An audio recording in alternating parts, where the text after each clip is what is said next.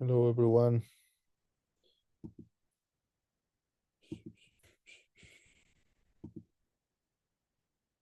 Hi, good morning. I hope everybody's doing well.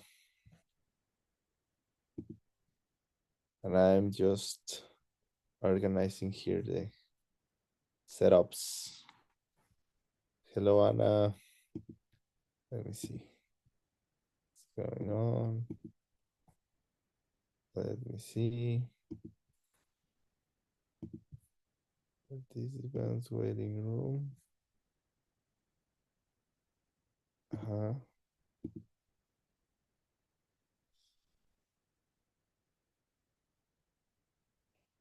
One moment, almost there.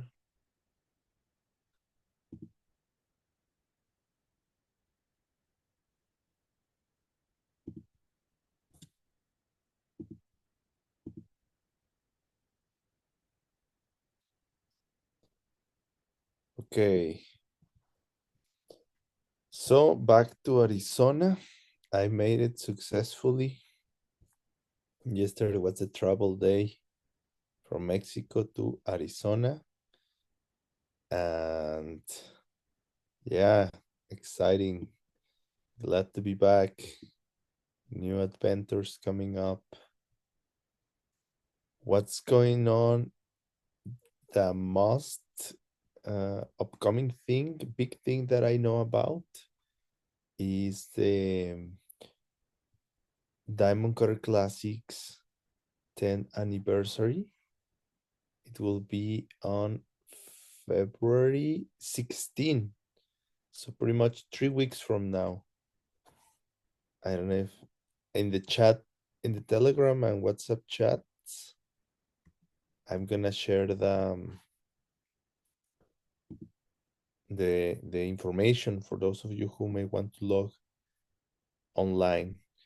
And if anybody, for whatever reason, is planning to come live, you can do it, and it's gonna be amazing. There's gonna be a dinner party and everything. Let me show you this. You just have to contact Lindsay, and the event is going to be on Dragon's Head, at Dragon's Head. Let me show you. This is the poster, but probably this doesn't mean much right now, right here on Zoom, but I'm gonna share the details on the Telegram chat groups. Then it's interesting because you see it's February 16.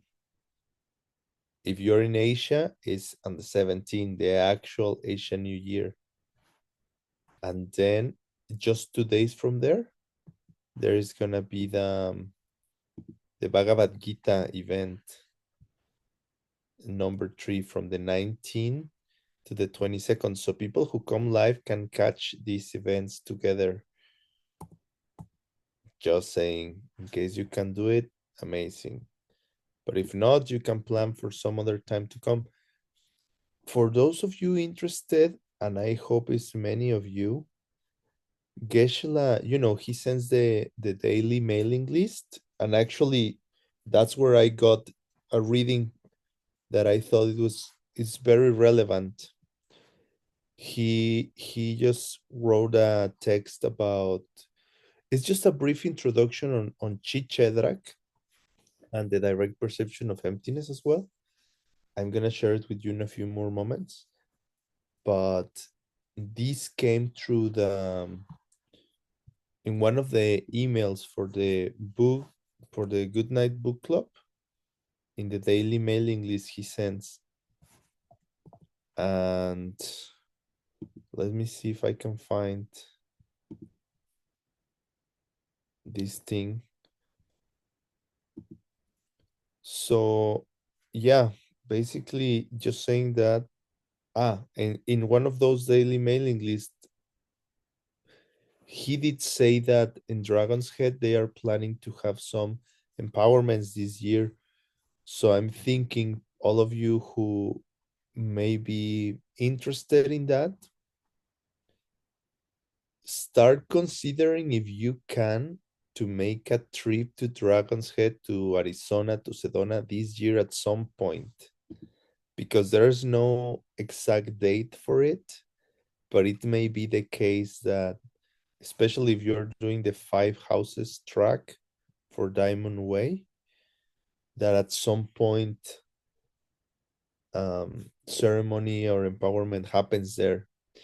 And I'm guessing really it's just because how the calendar is looking, that it may be during the summertime, or just before fall, autumn.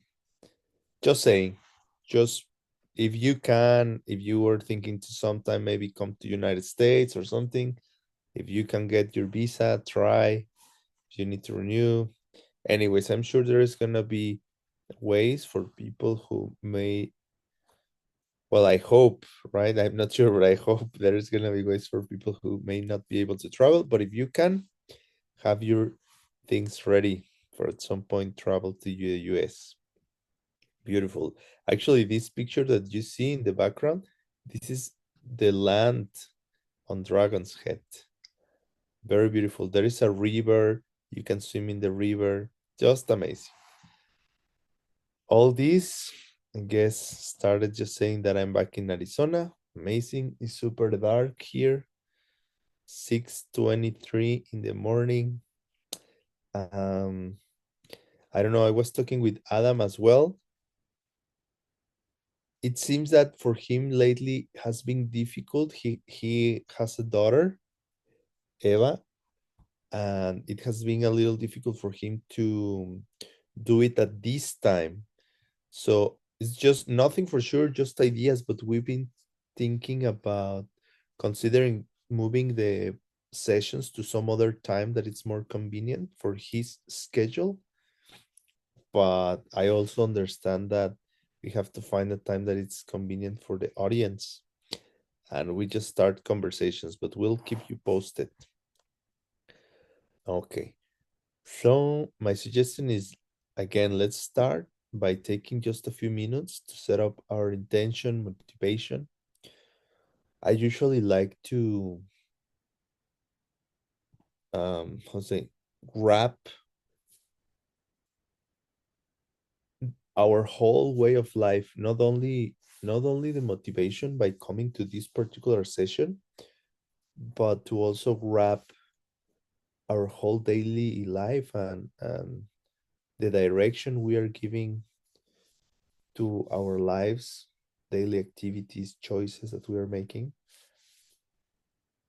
and what is it that we hope and want to get out of this life. Mm,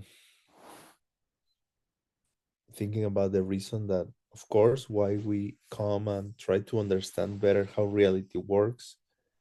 And then you could do a quick review of your day, what's planned for your day, or what happened already on this day for you.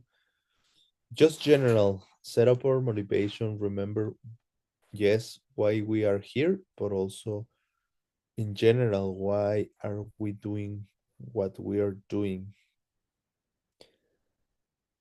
Um, yeah, that's another story. But now that I travel to Mexico, I see a lot of friends there, and I had amazing time for New Year, really, and the weeks, the after weeks, and then a lot of family members, and many people ask me why am I here in Arizona, and it's interesting for me to explain to them why I could be there in Mexico, and it's amazing, and I have great time, and I love it there.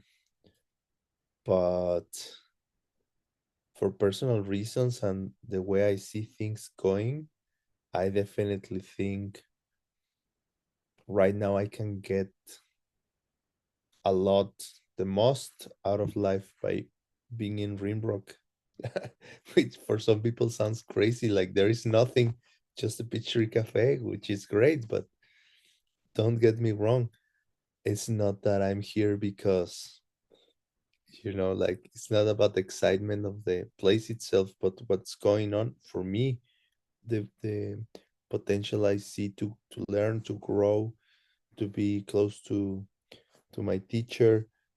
Yeah, it's nice, the community, but I don't know how to explain. I hope you understand what I'm saying.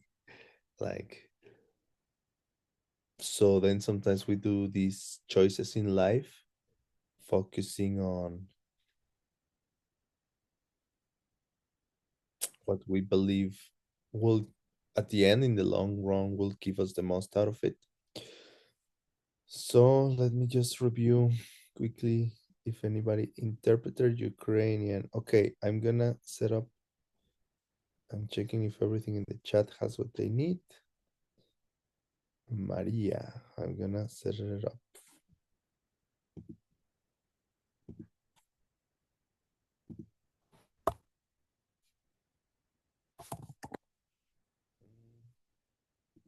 They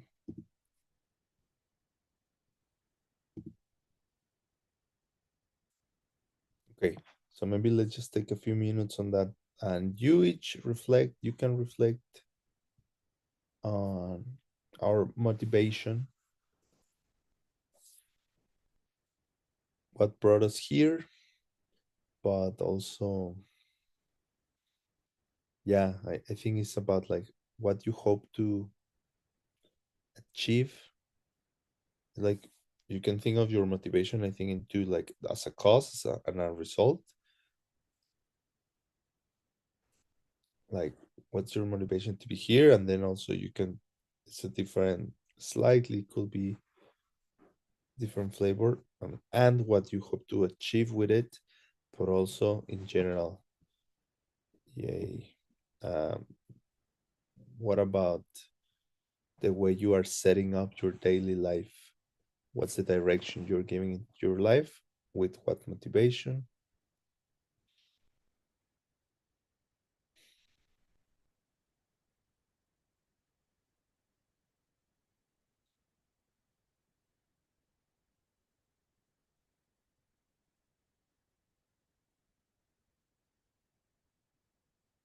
For me, also, this trip to Mexico was a big reminder of impermanence.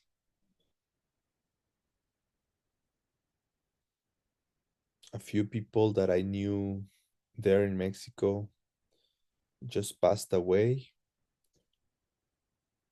and from many different directions, like some parents of some friends and friends of my dad, things like that. And then I see how some people that I love, that I know, they are getting older. And it's a reminder that this life will end, and I will end. My body, my mind. The promise is that there is a chance to change that. But it's like, if I don't do anything, death and old age is certain. And then the promise is that if we do the right things, there is a chance we can change that. Because according to these teachings, even those experiences are ripenings from our mental seeds. And if we change those seeds, we can change the projections and the experiences. It's like, okay, well, what options do I have? Don't do anything and die and see everything around me decay, or try this system, which, by the way, can be super, super fun to practice, and change that, and try to change that. Okay, I guess there is not a big, let's say, in Spanish, there is a, a saying that says plata o plomo, which is kind of a joke, but like the gangsters use it to say, like, either you take the silver, the plata, it means like the money or the bribe, or you take the plomo, which is like the lead, is the bullet of the gun. So I feel in a way, um, these teachings can be a little bit like that. You choose, you take the amazing thing or the painful thing you choose. Not much to lose, I guess. Anyways, yeah, now we have our motivation, and then I like to think about the renunciation. If you're suffering, there is something we can do about it. But then bodhicitta, because we're gonna want to share that with everyone. We don't want to suffer, and then we will include everyone else in that not suffering. And in order to do that, the crux of the equation is to understand how reality works and, of course, experience it directly. So, the three principal paths, we go for refuge by remembering that how we treat others, what we say, what we do, what we think will create the reality we experience in the future. And by knowing that, we can protect ourselves and others by, well, let's say we can find refuge by behaving in the ways that are going to bring the results that we want. Okay. Now we have good motivation. And I want to share with you really, well, there's another thing, but I don't know. I often say the same. At some point in these sessions, we try to do something like people will introduce themselves. And at first, like two or three people did it, and then nobody else have done it again. But I still encouraging people. It was fun, and it's cool. It helps to get to know each other. Um, if somebody wants to introduce themselves, you can. And if not today, it can be today if you want. But if not today, just consider doing it for another session. It'll be great. You just let us know in the chat. We save you a spot. And it's really nice. It's really great because, to be honest, there may be some people in the chat that I don't know who they are, what do they do, and the same, Jose, other people. So it's good. You just talk about what do you do, who you are, where do you live, maybe a little bit of your background. And then sometimes that can open up opportunities. I don't know. Some people say, "Oh, I don't know, I sell chia seeds," and then somebody's like, "Oh, wow, I want chia seeds." Just saying whatever. Okay, just so you know, and as I say, if not today, just consider doing it.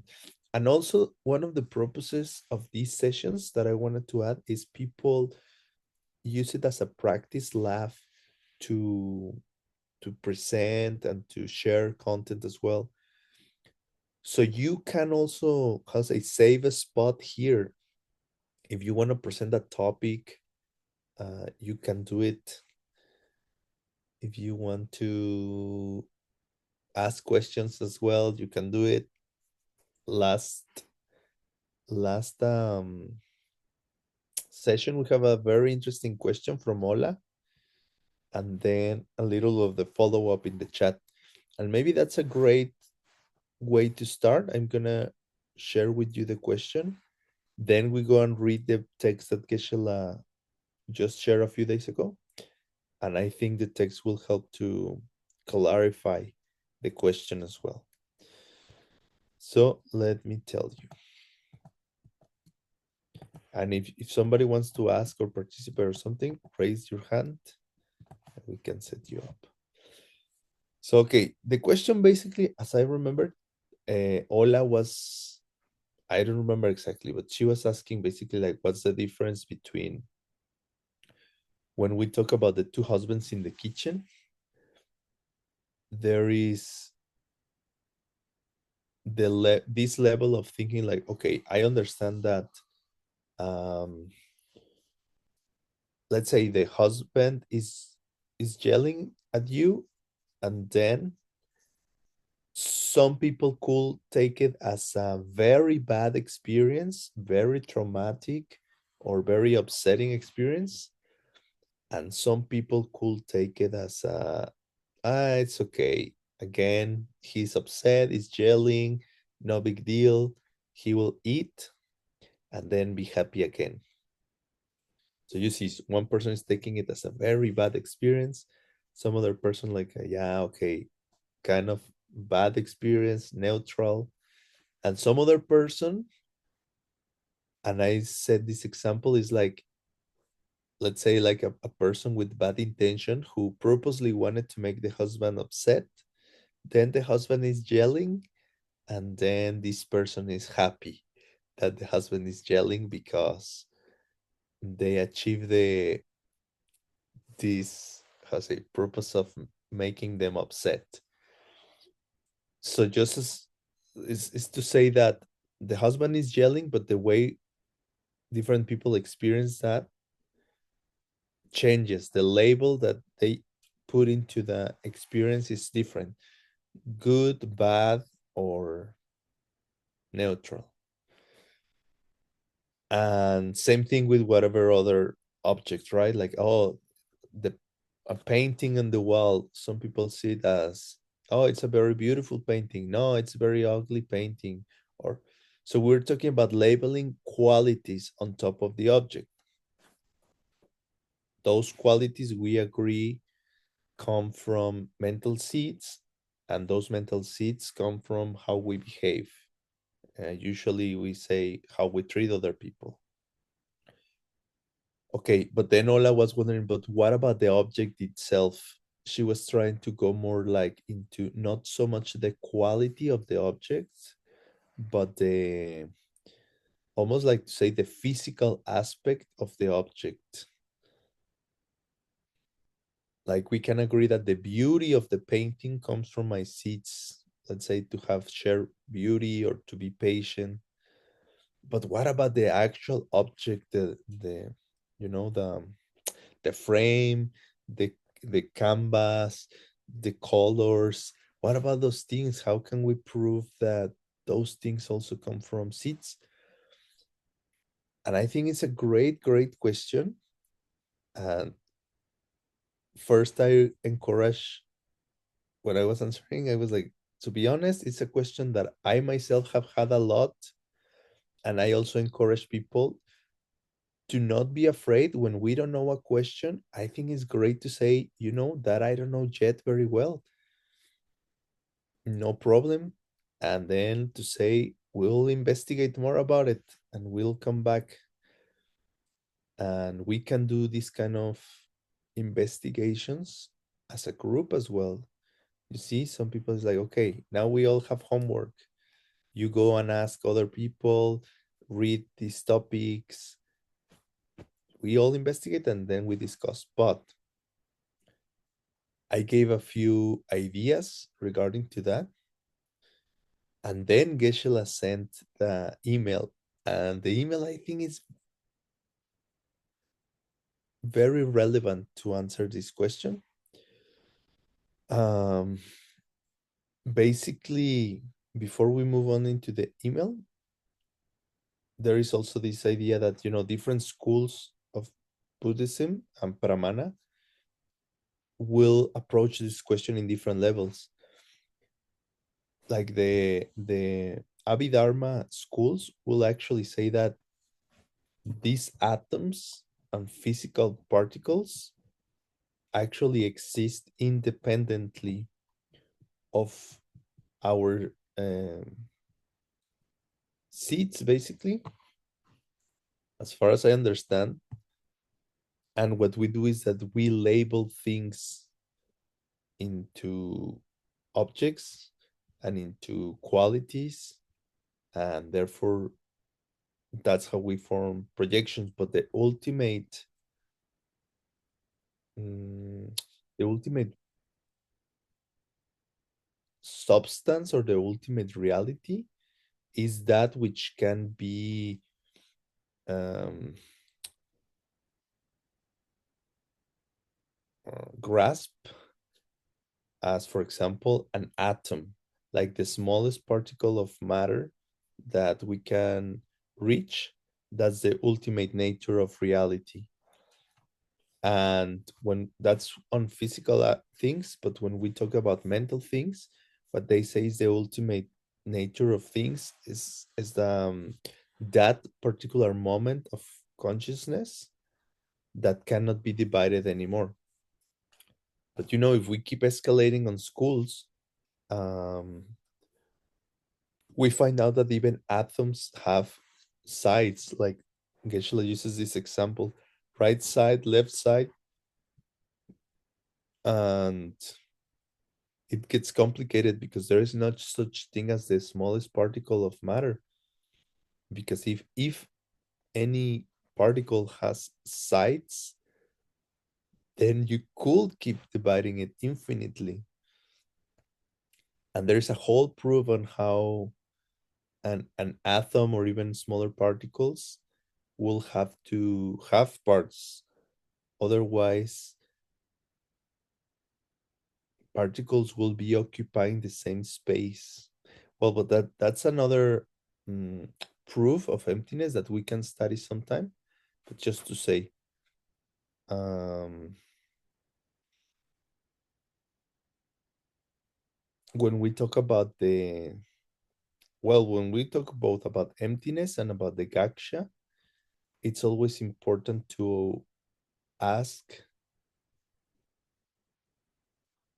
When we talk about emptiness, it's helpful to ask, what is it that things are empty of? It's almost like to say, if someone say like things are empty, I mean, we all agree because we are so used to the context.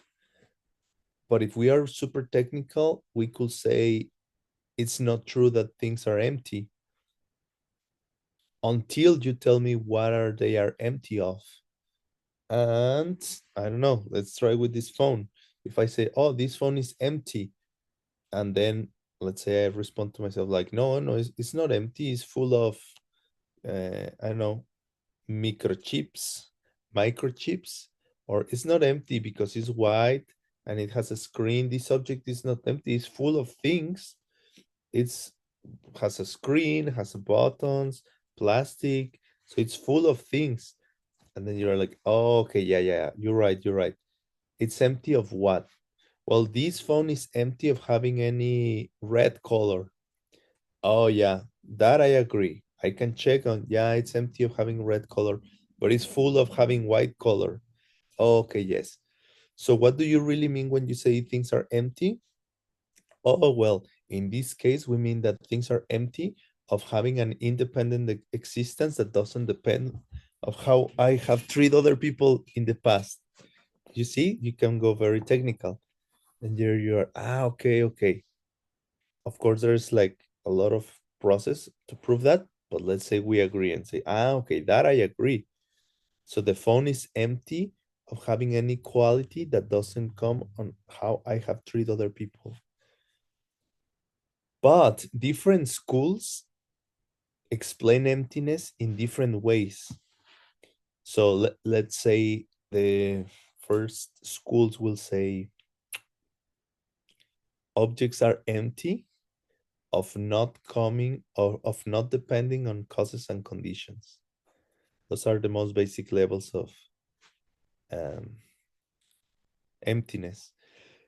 Even if we get very technical, the first schools, they don't even call it emptiness, they call it selflessness. And in a way, they don't accept the idea of emptiness in the sense that higher schools do. They even use different name for it. So it's just so you know.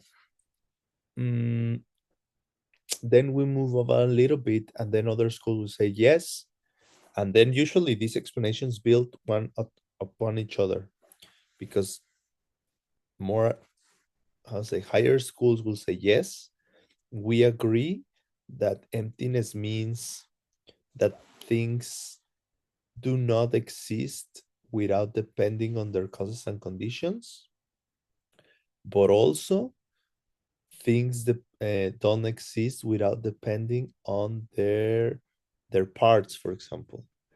And then it's okay, they depend on their parts as well in order to be wholes.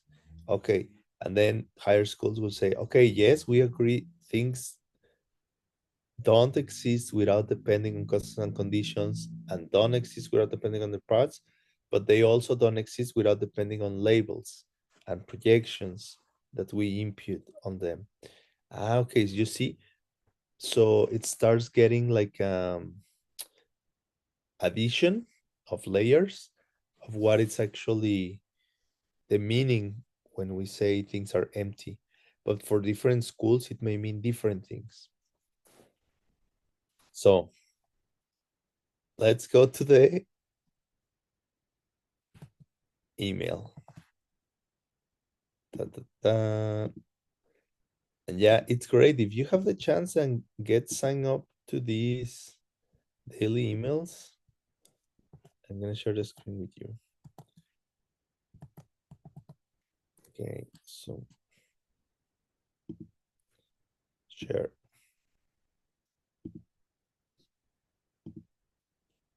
Okay, can you all see the email? I think so. This was, when was this? January 20th is, okay, 3 days ago. Geshe writes, this is Geshe's email to say hello, let's say, and then this is what he wrote. It's kind of long, but it's amazing, and it's very relevant for our Pramana topics.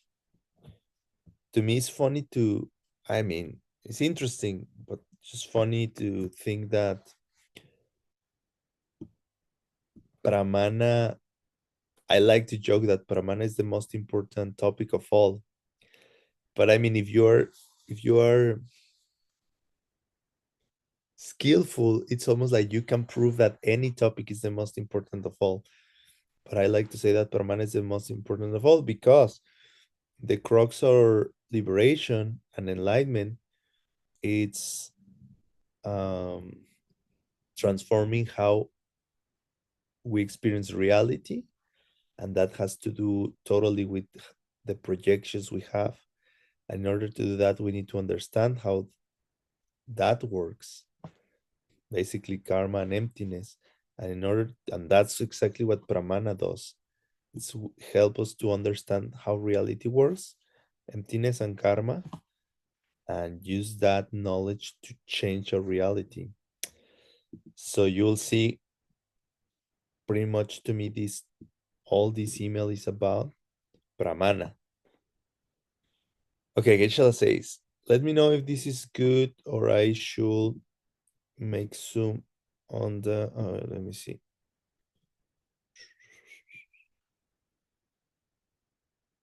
Zoom in, maybe a little more.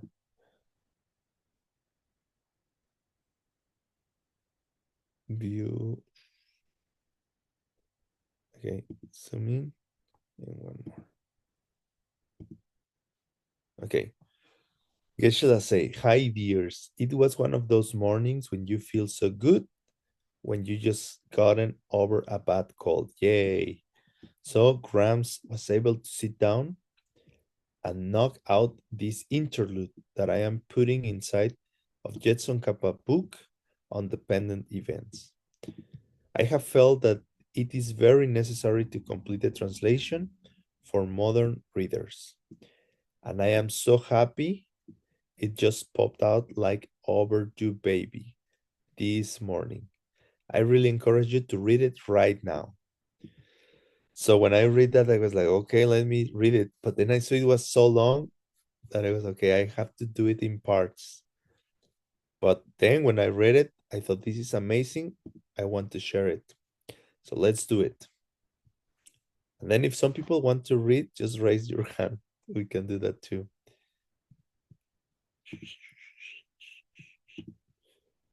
Okay. Janet wants to read or why? What do you have your hand up? No, I can read. Okay, awesome. The Thank entire you. the entire book that we have here is first of all a composition of the great Tibetan commentator Lama Quicksilver, Gulchu Dharma Bhadra, who lived in 1772 to 1851. He will be explaining word for word the verses of a traditional Asian eulogy or song of praise. The song was itself written by the incomparable Tibetan thinker and writer Jason Kappa, whose monk's name was Lobsang Drakpa. He lived 1357 to 1419, so about some 4 centuries before Lama Quicksilver. Jason Kappa's spiritual achievements in his lifetimes are far too numerous even to mention here individually. You can find them contained in a comprehensive biography which our translation team has compiled entitled King of the Dharma, The Illustrated Life of Jason Kappa. Maybe one more. Perhaps Perhaps the greatest achievement that any Buddhist can reach is to see emptiness directly. Emptiness can be described as an overarching truth of the entire universe, which, when perceived directly, allows us to put a stop to all the otherwise inevitable sufferings of human life, outright pain, mental distress, illness, and finally, an empty death. Yay. Okay, so now you see we are moving on into the direct perception of emptiness. And as we were mentioning, is the how to say the main medicine, the most powerful antidote that we can have in order to change all these problems that we have. Okay, so get ready. Anybody else who like to read a few?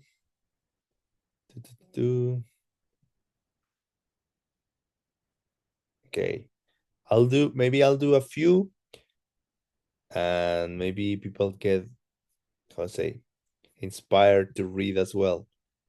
Hey, Uh, I read too fast, so no, people have to slow down for the translators. okay. Thank you, Janet. And then if nobody else wants to read, you and I can take turns. And then also we can comment if people want to, if something comes up and you want to say something, you can, or questions. Okay. The idea of emptiness has been very, very misunderstood through most of the 25 centuries since Lord Buddha first described it. Over the course of history, we have seen ridiculous and useless interpretations of it, which claim, for example, that we should simply sit in meditation and close our eyes and and stare at the black, or open them and sit very still and stare at the wall, or that nothing matters at all, or worst, that there is no good or bad, since nothing is really there. None of these ideas is even the least a little bit correct. So then, what is? So, what is correct? To get an accurate idea of emptiness, we have to work out way first through an understanding of the way that all events occur through a process of dependence. To achieve this understanding, we begin by laboring through the idea of dependence as it is presented to us by a master teacher who will most often be utilizing a well-written traditional commentary upon the topic. In fact, the book you hold in your hands is such a commentary.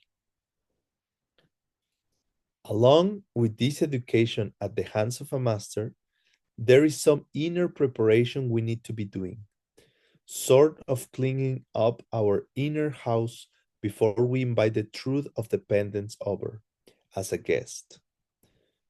There are certain things we can be doing here that anyone who ever saw emptiness directly also did, without exception. So we're gonna move on like the basically kind of the steps we need to do in order to be ready to see emptiness directly. Uh-huh. Anybody else? No braves yet? Let me see.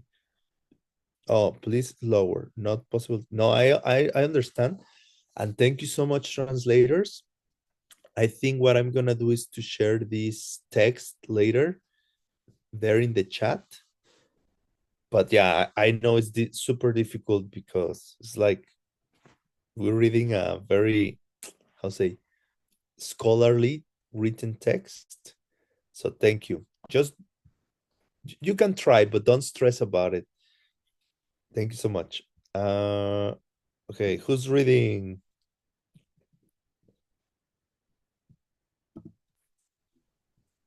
You want me to read one? I can Yes, read. please. Now you can do I it. can speak Perhaps. slower this time. Okay. Perhaps most important, our most important preparation here is simply to serve the people around us, which is why you're living in Rinrock. Oh, I said that quite fast. To help those fellow sufferers for a day who are traveling in the same lifeboat at the same time as us across a sea of sadness. That is, to prepare the field of our minds for planting the direct perception of emptiness, we must come to recognize the reason for our life, to help and serve all those other beings around us. Thus, for example, if you really want to see emptiness directly, you might get involved with a program where you help your elderly neighbors get to a grocery store or to the retirement benefits office. And then secondly, you're going to have to pull together a strong ability to meditate. And we're not talking here about the few minutes of scattered thoughts you might hear from the teacher at the opening of a typical public yoga class. Rather, you will have to learn to meditate deeply for at least 1 hour, to focus your mind on a single idea for no less than 60 minutes. This is going to take some authentic training from a teacher who knows how it's done. There's no getting around this fact any more than you can see emptiness directly without this ability. It simply cannot be done. So far we have two steps, like preparation steps. First, say simply to serve people around us, to have this attitude of caring and serving and loving for, how to say, to benefit other people. And then second, a strong ability to meditate. So far, I think it's good to have this list: service, meditation. Let's see what else it comes. This fact follows simply into our third requirement, number 3, which is that you are going to have to identify a gifted teacher of an authentic emptiness tradition and make a commitment to work with them until you can see emptiness yourself. This requirement obviously is going to entail quite some effort and carefulness in meeting potential teachers and closely checking their qualifications and behavior. before making any commitment to learn from them. And I think this is great. Lately, because I was also in this trip to Mexico, many people ask me about what I'm doing, about Geshe Michael, and about the school and everything. And my recommendation is yes, always investigate. Don't take everything for granted. You know, it's good to research, it's good to question things, it's good to, you see, what I'm saying is like us as students have the responsibility, and it's even on the scriptures. Geshe has taught us to do that, to investigate very well the people that we are going to be learning from. And my personal experiences also, yes, talk with other people about it and investigate, but also get to know them directly, because many people can say things, good or bad, really, but your own experience of them is very, very important. Anyways, let's keep going. That's number 3. Basically, find and serve a teacher, but we'll keep going with that. One more. I will read 2 more and then I'll pass it to you. Okay. The relationship here is not that of a teacher in a school or university who gets up and lecture to us for an hour, and then everyone gets up and goes home. Traditionally, you are as likely to spend as many hours cleaning up your teacher's kitchen as you are in formal emptiness classes with them. This is as it should be. This is how the process will bring you your goal here. Fourth and final, you will need to study deeply and devotedly authentic spiritual presentations of the deep ideas involved in achieving direct communion with emptiness. There are many correct ones and there are many ridiculous ones. Your teacher will show you the difference, which is something you can, which is not something you can do yourself at first without their guidance. So, an infallible source of correct presentations is the lineage that has come down to our modern times, unbroken, starting from Lord Buddha around 500 BC, then proceeding through the matchless Arya Nagarjuna about 200 AD, and thence on to the great Indian thinkers of a middle period. We can point to Master Chandrakirti, 650 AD, and his stupendous entering the middle way, as well as Master Shantideva about 50 years later, and the super classic guide to the Bodhisattva's way of life.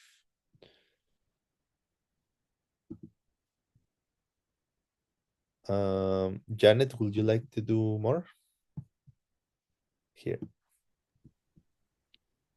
More up into our own era, then, we have matchless Tibetan savant J. Tsongkhapa and the lamas of the lineage linking him to our modern times, including Lama Quicksilver. Each one is describing emptiness and the direct perception of it in a highly accurate and achievable way. And this cannot be said of the vast majority of different interpretations that have sadly flourished in many different areas of the world over the centuries. A specific concept that you must put some devoted work into at this point is called in the Tibetan language Chi Jedrak. It's a little hard to explain briefly, and you're going to have to put some serious study into it with a qualified master. Suffice to say, we all have a little picture of a car in our head. This is sort of a mental copy of the first car that we ever recognized. The one that Mom was pointing to when she was teaching us the word for car the first time when we were little kids. This picture is called chi. And then there are specific cars that we meet over the course of the rest of our life. There's probably one standing in a driveway outside the room where you are sitting and reading these words right now. Those solid, real cars, physical expressions of the idea of car that our mom gave us, are given the name Chedrak. I'm gonna set up I need to stop the sharing to set up some things on the translations. Da, da, da, da. One moment.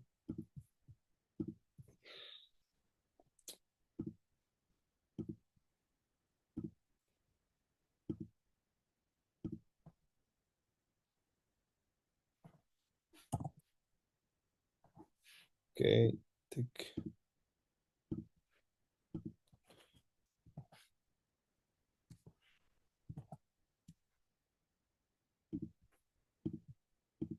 Okay, so now, yes, as you can see, we are in this email that Geshe sent 3 days ago. We are now entering and talking about Chichedra, but I think it's important to do a quick summary about he's giving these steps to prepare ourselves to see emptiness directly, which is serving other people, then meditating every day, basically developing the ability to meditate 1 hour with a solid concentration, then having and serving a teacher, learning, serving, and having, learning, and serving a teacher. Number 4, he did say studying these topics that we are about to enter very, very well and getting to learn which descriptions of emptiness are correct and which ones are not. So let me just summarize. Yes, we have. Yes, those 4 steps. And now he's talking about, okay, from this 4th step of studying and understanding these ideas very well, probably one of the most important ones is Chi Chedrak. And he's talking about Chi is the mental picture, like kind of the archetype we have. He's using the example of the car. And Chedrak is the kind of the object that possesses that quality. So chi is more, actually chi is just for mental pictures.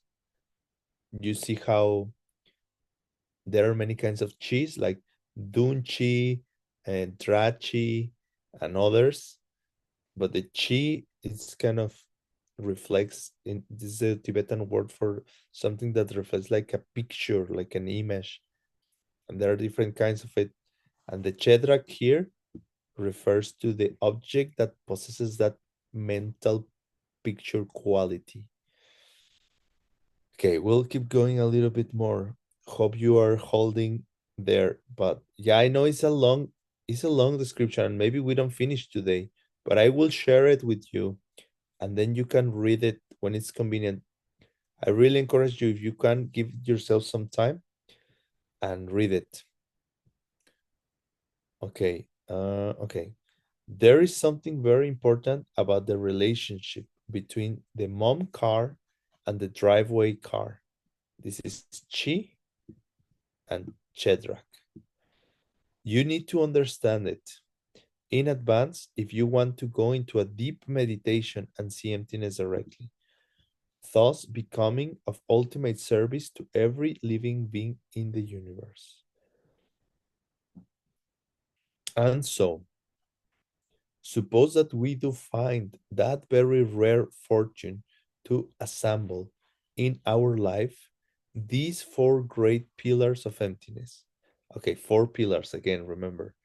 Serving others, that ability for a 1 hour highly focused meditation, period.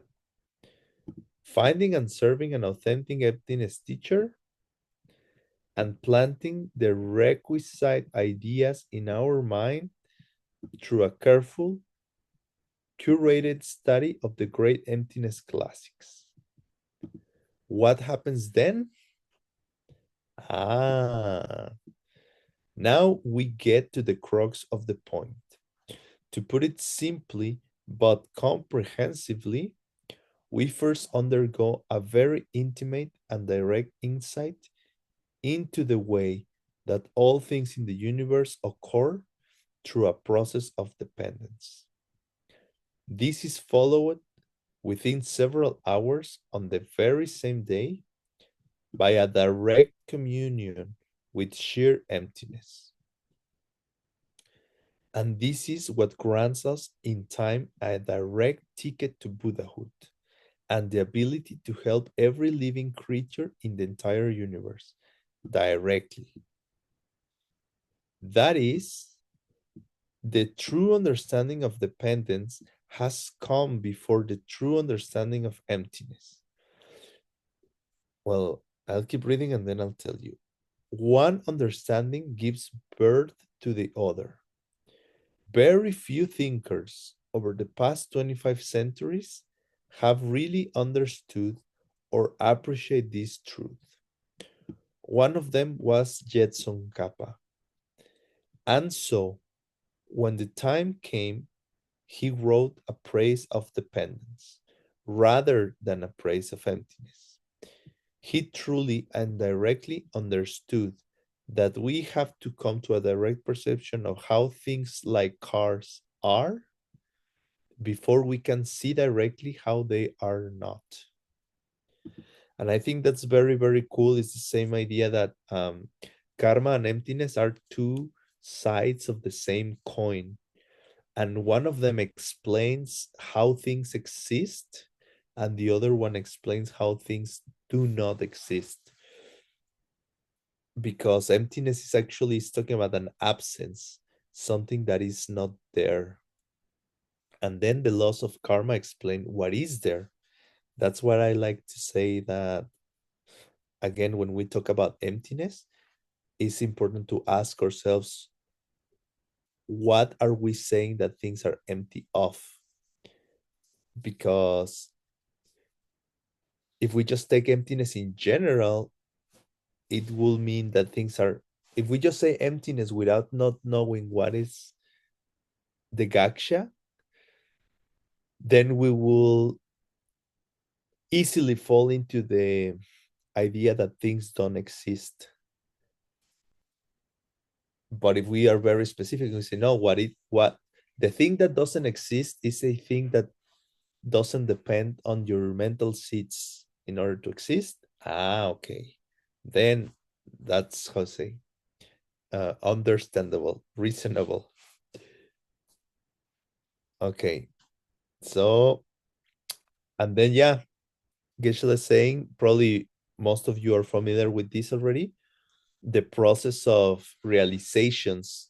There's like 5 paths, and path number 2, path of preparation, also has parts into it. When you are so close to see emptiness directly, you reach this realization of seeing dependent origination directly. And he talks more about it. So maybe let's keep going for 5 more minutes, then we all go to rest. Okay. So Jetson Kappa truly understood that we have to first see the direct perception of dependent origination, or how things like cars are, and then we'll see emptiness directly. So let's step back and look at how these things happen and how they don't happen. And so, you may well be standing in the kitchen in front of the stove, waiting for a pot of water to boil so that you can make a cup of Tibetan tea for your teacher. Before you take off in your car with some elderly person in the community who needs to get to the store today. As you stare at the pot and wait for the boiling, suddenly you begin to realize that you're not really looking at the pot on the stove. Rather, all your eye is capable of seeing is in the first place is color and shape. The eye by itself has no capacity to recognize any particular combination of external colors and shapes as being a pot. We cannot deny the truth that the rods and cones at the back of our eyeball are limited to taking on the shape and color of the object of the stove. We suddenly realize that we are not looking at the pot. Rather, we are looking at a circular shape, a silver color, and some accompanying black and straight where the handle of the pot goes. All we can see with our eye is color and shape. The eye cannot see a pot. Janet, will you help me maybe one last time with, let's say, 1, 2, 3, 4? Almost in the same moment, we have our first direct perception of the principle of dependence in our entire life. As we stare at the pot on the stove, we suddenly become aware of pictures lifting from the back of our mind and flying speedily out through our forehead towards the stove. Pictures of a complete pot, recognized as a pot, are dropping from our head down towards the stove. We can think of these pictures as being like the chocolate sauce in an ice cream sundae. We go to the refrigerator, take out some vanilla ice cream, spoon a few balls out of the package into a bowl, then we get some chocolate sauce and pour it over the ice cream balls until they lie under a coat of chocolate that unifies them, wraps them together into one sundae. The luminous images flying out of the backs of our mind out towards the forehead at the point between and above the eyebrows acts the same as the chocolate sauce. Down there, on top of the stove, all we really have is the ice cream balls of a silver color, a round shape, and off to the side a bit of some straight black. The images of a full pot, an entire real pot. They flutter down onto these colors and shapes and unify them into an actual working pot that can hold water and boil it for our teacher's tea. With this understanding, we have, for the first time in our life, understood where the things in our world, including me, are really coming from. Okay. Maybe just one last one for good luck. Before we finish, though, we have to realize one more thing. where are those unifying images coming from as they float from my head down to the top of the stove? And then we arrive at the astonishing realizations that these images are sliding out of seeds which are lying there in the back of our mind. Yay. Okay. So basically from here, Geshe is gonna start going into this question that we talked about, that okay, now we see how we only see parts and colors and shapes, raw data, and our seeds put it together. Then he goes into where does those seeds come from, and he explains in the next verses or paragraphs, he explains that this karma to, let's see a pot is coming from a time when we share pots with others. He talks about this example. Somebody needed a pot and we had one, we share, we them use them. So now we have more seeds to see a pot. He talks about how karma, actually what it means is mental seed, but in the past this word has been misunderstood. And then he goes into this idea that what about the raw data? Is that also coming from mental seeds, or that's something that is just there by itself? And I think this is really an amazing topic to explore. Now, as you can see, the email keeps going. I think we have reached pretty much like 2/3 of it. And I would like to finish it at some point.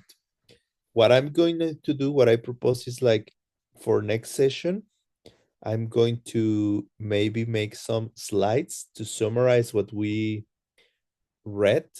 And I'm going to share this whole reading with you in the Telegram and WhatsApp groups, so you can read it. So people who are asking if there is a translation, not that I know, because this email Geshe sent just 3 days ago. I mean, if you want, you can try using an app or AI translator or something just for your personal use. And then maybe someone could translate it. I don't see why not. If anybody feels inspired to translate it into your own language, you can try, and then you review it with your friends. I don't know who will be in charge of official translations for each different language. For Spanish, for example, usually Rosa is the supervisor of translations, but I will encourage, even as an exercise, if you want to give this present to your language communities and you want to translate it, great. Or just use an app as a tool to understand, but I'll share with you. Then we will keep exploring this email and attach it to the Pramana topics. So yeah, if anybody wants to add anything else today or questions and stuff to share it. Yeah, I think it's okay. Catherine is asking if it's okay if it came by it came by the email with the subscription. I think it's okay, but maybe how say it won't hurt if I double check. So I will double check. I definitely think so, because it's like the way I see it is like, I don't know, let's say I bought this book,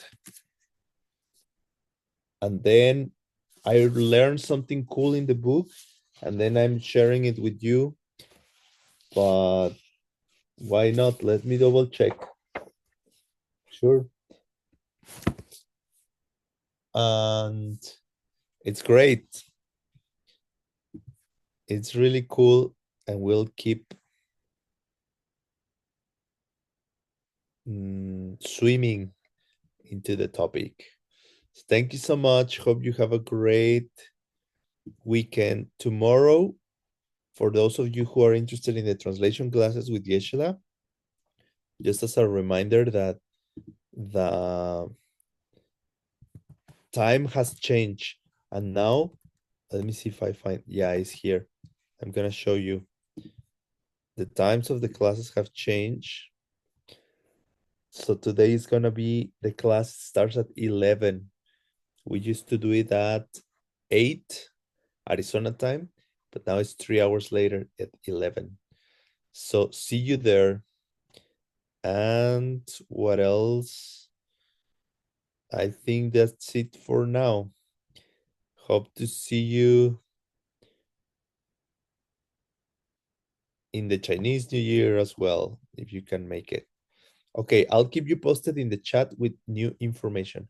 But okay, I think it's good. It's good. It's nice to be on the safe side, and I'll check before I share, but hopefully that all can happen today.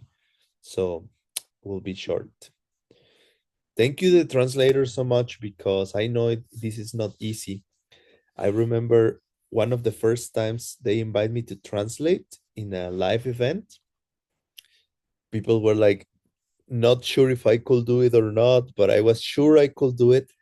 And then as soon as I get into the translation booth, they decide to do the, I don't know, it was like the Yorchu or the Lama Chupa, and I didn't have the book, so it was totally impossible.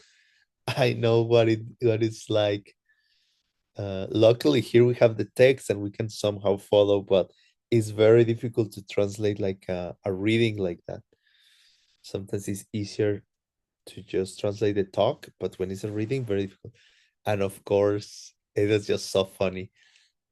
I'll tell you that story later. But thank you so much, translators and everyone who participate. And again, I encourage people to participate more, present yourselves, and yeah. See you next time. We'll also keep you posted because Adam's schedule has become a little more complicated these days. So we'll talk about the possibility of finding some other times or not. We'll see. Thank you so much. Okay. Yeah. Have a great weekend and see you soon online.